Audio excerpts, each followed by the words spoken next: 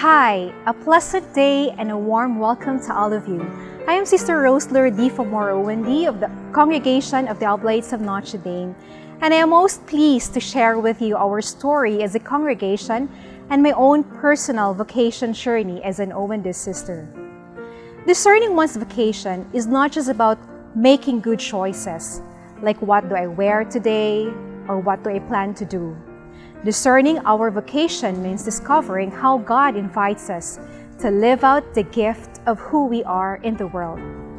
Another way of looking at it is to ask, how might God be calling us to put ourselves with all our uniqueness and giftedness at the service of others?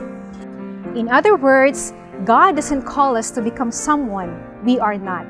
Instead, He lovingly calls us to become the best version of ourselves, living out our giftedness in the same way that Jesus did.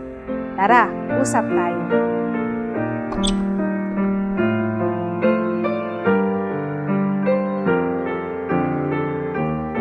I joined the Oblates of Notre Dame in the year 2009, and since then, a new story was weaved for me, my family, and the OND as well. Very briefly, let me walk you through our congregation's foundational story. The Oblates of Notre Dame is a congregation of women religious born in Cotabato City at the heart of Mindanao in southern Philippines in 1956. Our founders are two Oblates of Mary Immaculate, Bishops Gerard Manju and George Tion, who were among the 7 pioneering OMI missionaries who came to the Philippines to start the OMI mission. In 1961, the OND was erected as a pious union, and in 1984 had received the decree of approval as an apostolic institute of pontifical right. Here, the OND is described as a group of women living in community whose primary aim is constant communion with our Lord and service to our fellow men, a life of contemplation and action. We are called to live our OND spirituality, which is to strive to please God always, expressed in a lifestyle consistent with the spirit of Jesus the poor and Mary as disciple. We are convinced that living our spirituality in the world today is taking Jesus seriously. This implies to corporately live our call to walk with those in the margins, break barriers, nurture communities, discern our responses to the signs of the times in a global society, and reconcile all for the fullness of God's reign. We are a religious missionary congregation, and we participate in the mission of God through parish, diocesan ministries, education ministry, formation and retreat ministries, social services through the OND Hesed Foundation, pastoral care for women, children, migrants, seafarers, indigenous peoples, justice and peace, integrity of creation, culture of peace and interreligious dialogue, ministry to migrants and itinerants, and resource-building initiatives.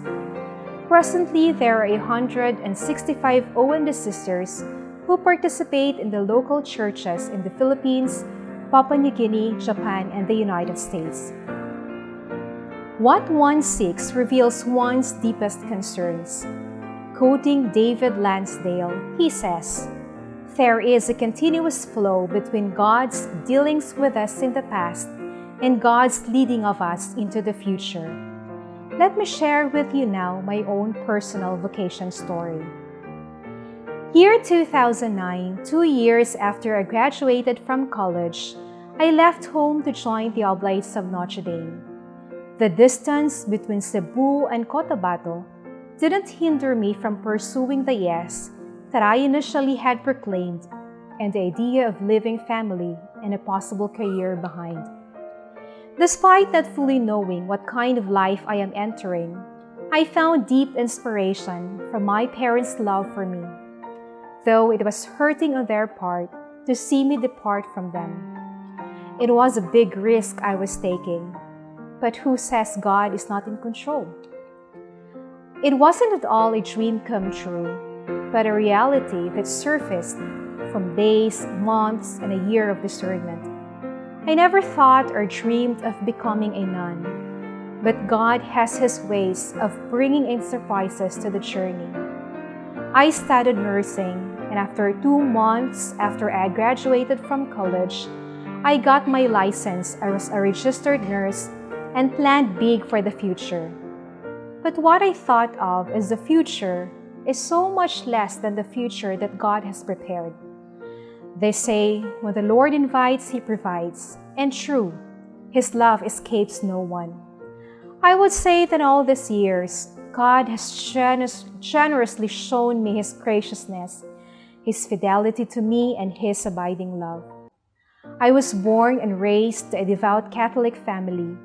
My mother is a simple, pious woman who carries with her a strong devotion to the Divine Mercy and love for the Eucharist. I was introduced first to my Catholic faith at home, but I grew up not being religious. I would go to church only when my mother would insist on bringing me with her to church. It was not until I was in my second year college that things took a drastic change in my life. Attending one Sunday Mass in a nearby parish in the city, I felt a magnet pulling me to visit the Adoration Chapel inside of the building. It turned out that one-time visit became an everyday visit after that encounter, and it left me wanting and so much drawn to the Blessed Sacrament.